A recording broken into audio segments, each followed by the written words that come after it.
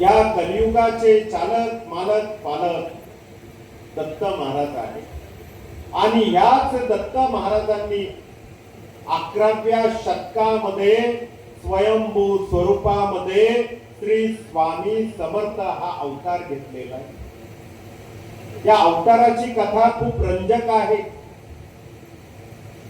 शके 1149 साल होत आणि पंजाब राज्यात छेली हे खेड गाव.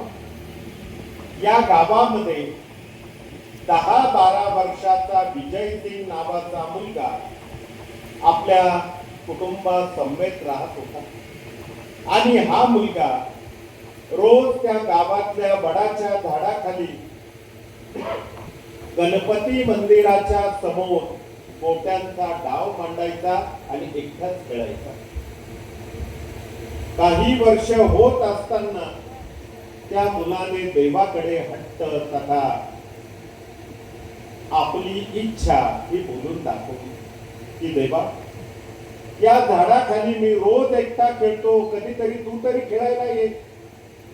असं म्हटल्यानंतर पुढे काय घडलं? चैत्र शुद्ध द्वितीया शके म्हणाल तर 1071 या दिवशी निळ निरभ्र असणार आकाश अचानक काळ्या कुट्ट ढगांनी वेढलं गेलं. सोसाट्याचा वारा सुरू झाला. झाडांची पानगळ, विजांचा कडकडाट आणि जणू काही भूकंप व्हावा अशी परिस्थिती त्या ठिकाणी निर्माण झाली आणि त्या वडाच्या झाडाखाली या काळ्या आईला भूगर्भाला एक भेट पडली आणि या भूगर्भातनं 8 वर्षाची बालमूर्ती प्रगटली. ते म्हणजे आपले श्री स्वामी समर्थ महाराज. सज्जनो, महाराज त्या मुलासोबत खेळतात, त्याची इच्छा पूर्ण करतात आणि पदभ्रमंतीला निघतात. श्री स्वामी समर्थ लक्षात घ्या. आणि मग कोकणातला महाराज पुढे सोलापूरला आले. मंगळवेढा असेल, बेगमपूर असेल, पंढरपूर असेल, ही सगळी पदभ्रमंती करता करता सोलापूर जिल्ह्यातलं गाव नाव होतं प्रज्ञापुरी.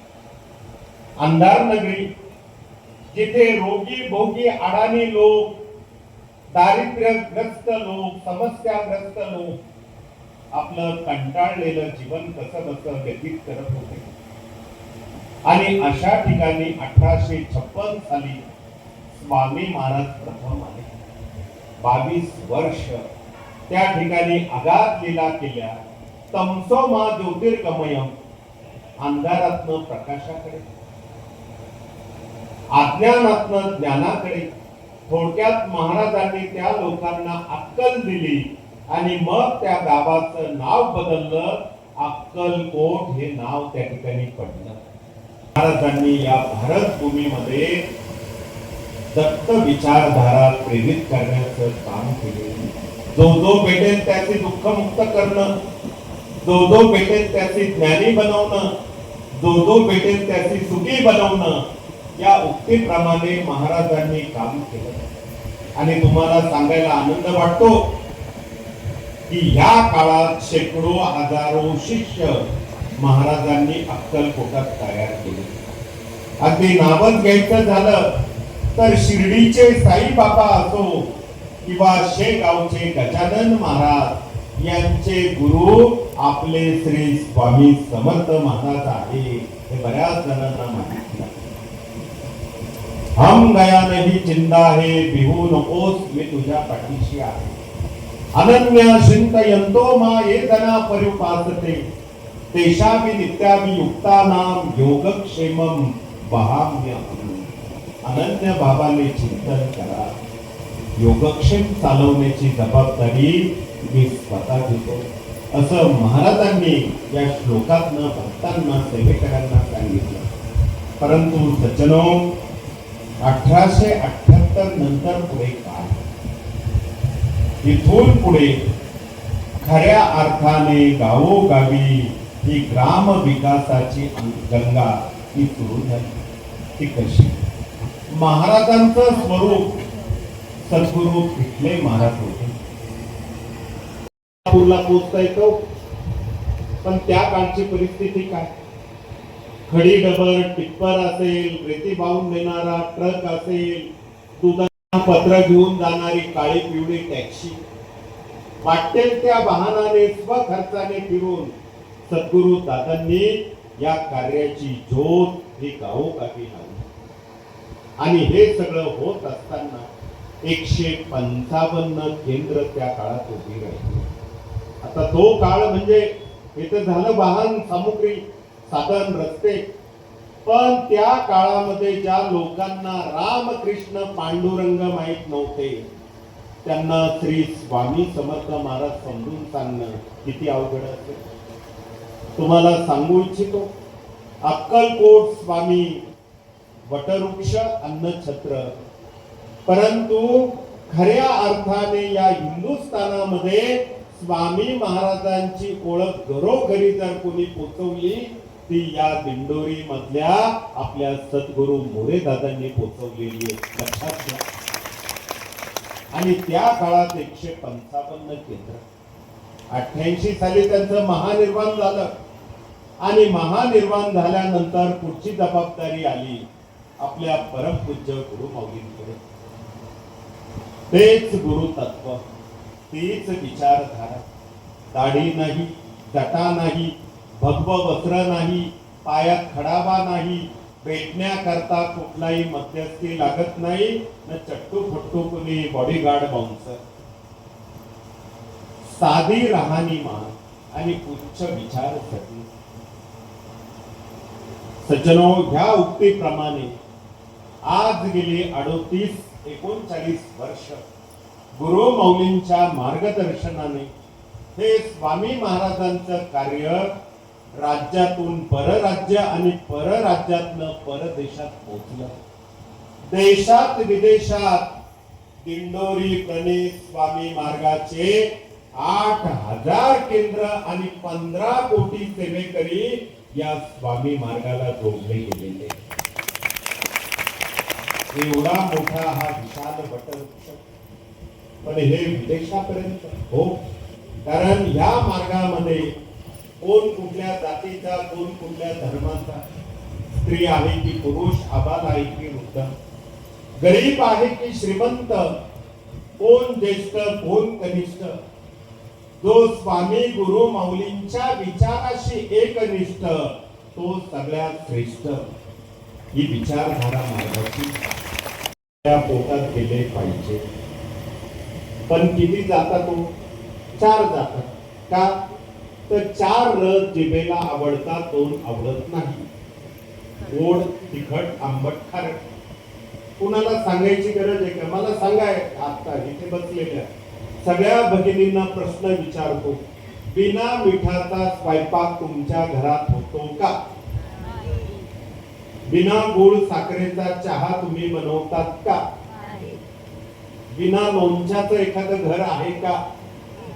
बिना हिरवी मिरची स्वयंपाकात तुम्ही असा पदार्थ बनवता का? म्हणून हे जे काही 4 रस आहेत हे जिभेला आवडतात ऍटो, पण 2 आवडत नाही. कुठलं?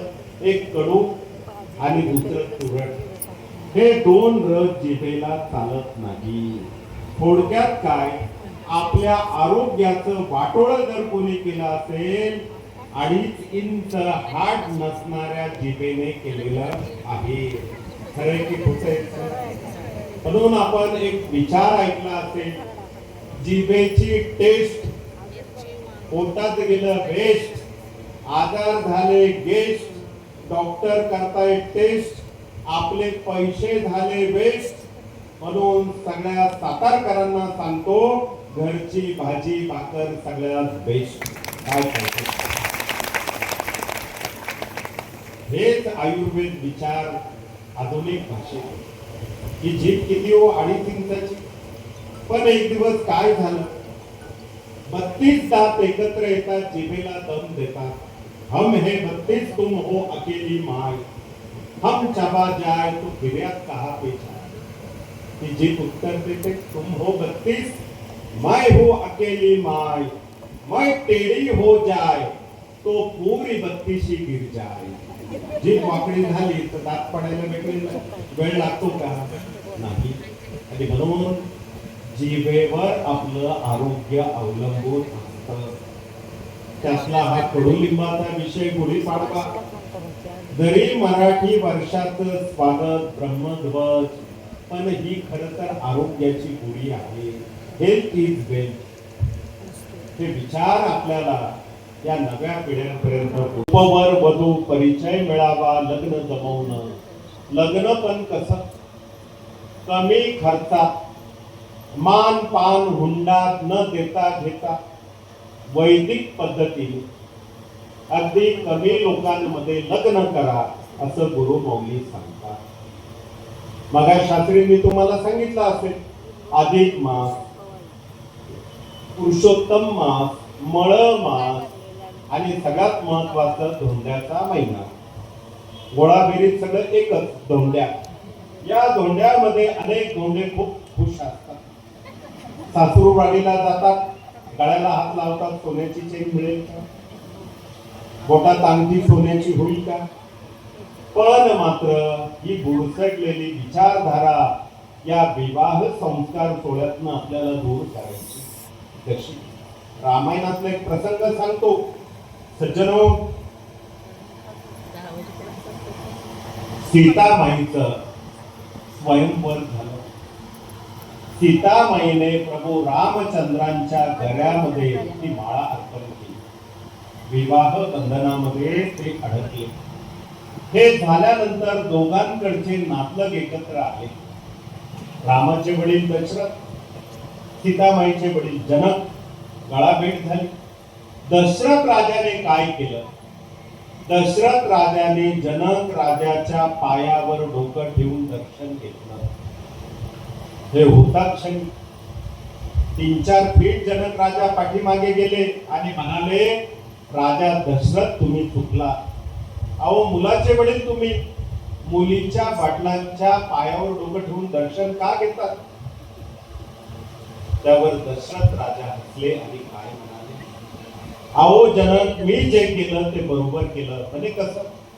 धर्मशास्त्र सांगतं, दान करणारा दान घेणाऱ्यापेक्षा श्रेष्ठ असतो. तुम्ही तुमची मुलगी कन्यादान म्हणून आम्हाला दिली, म्हणून माझ्यापेक्षा तुम्ही श्रेष्ठ.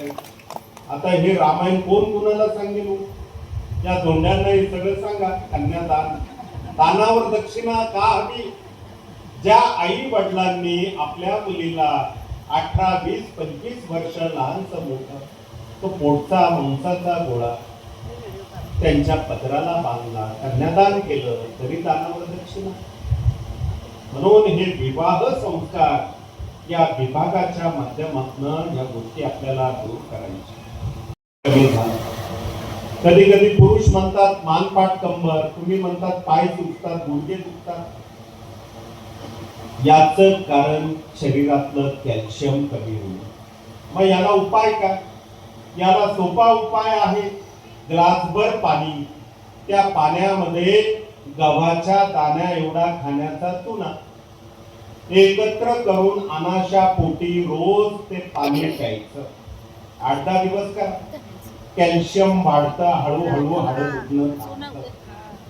म्हणून सज्जनो, चुन्याचं पाणी आणि त्यामध्ये असणारं कॅल्शियम हे सायन्स आहे. पण अनेक लोक काय करतात? पानटपरीवर जातात, पानाला चुना लावतात. नाही पान मिळालं तर एकमेकाला चुना लावून मोकळे होतात. पण याला उपाय सप्तरंगी नावाची जडीबुटी आहे. काढा पण बनवलेला. सप्तचक्रा संस्कृत नाव, सप्तरंगी मराठी नाव, सॅलासिया चायनाचे बॉटॅनिकल नेम, इंग्रजी नाव मॅग्निफेरा. हे त्याचं इन्ग्रेडियंट जे अँटी कॅन्सर, अँटी डायबिटिक आणि सोरायसिस वरती पण ते काम करतं. ही मुली पाण्यात उकळून चाटण घेतलं, 40 दिवसामध्ये या रोगाला हरवण्याची ताकद आपल्यामध्ये निर्माण होते. अनेक रुग्णांना याचा चांगला अनुभव आला. कवटाची चटणी तुम्हाला करता येते ना? कवट माहितीये का तुम्हाला? कवट माहिती. महाशिवरात्री माहितीये ना ताई? हो. सगळ्यांना हो सांगा. माहिती. बाकीच्या भगिनींना खात फक्त नाही. ऍपल माहित असेल किंवा ऍपल बोरं माहित असेल, ग्रामीण भागातल्या भगिनींना कौट माहिती. महाशिवरात्रीला आपण त्याची चटणी, पिकलेलं कौट आणा, 2-3 लिटर पाण्यामध्ये फोडून भिजत घाला, दुसऱ्या दिवशी त्याचं पाणी गाळून दुसऱ्या पात्रात घ्या.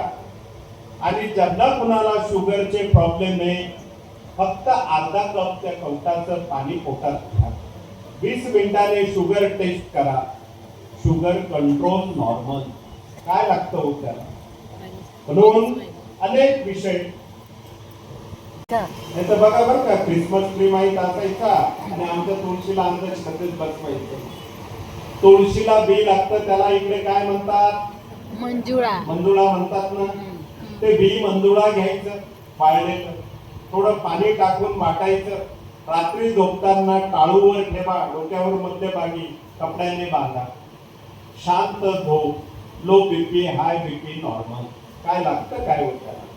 सगळं आजूबाजूला आहे.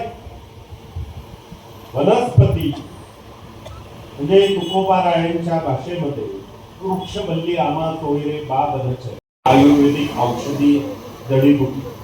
पण कशावर का? हृदय विकार. पण डॉक्टर म्हणतात रक्त पातळ होण्याकरता अमुक अमुक गोळी. घरगुती उपाय काय?